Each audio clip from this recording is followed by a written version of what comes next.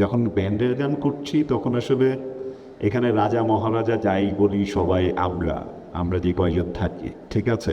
কিন্তু ধরেন এই যে রোদের গানটা করার যে প্রসেস, এখানে 2-3 বছরের এফোর্ট, 200, 250, 300, 400 মানুষ শুরুর থেকে কোনো না কোনো পর্যায়ে, এবং এই ঘাম শ্রম এত এত কিছুর ভিতর দিয়ে যাওয়া, সো সেটার একটা পার্ট যখন হয়ে ওঠার গল্প থাকে তখন নিজেকে মোল্ড করতে হয়। ওই যে জয়ার বলছিলেন যে ভাঙা গড়ার ব্যাপারটা, সো ব্যাপারটা এমন যে যে যার স্বকীয়তার জায়গাটুকু রেখে টেস্টটুকু রেখে এখানে কেন রাজু ভাই গাচ্ছেন, বিকজ অফ রাজু ভাইয়ের ভিতরে সুমন ওইটা আবিষ্কার করেছে দেখেই আসলে রাজু ভাই রোদে আয়লা গাজরেতে গাচ্ছেন।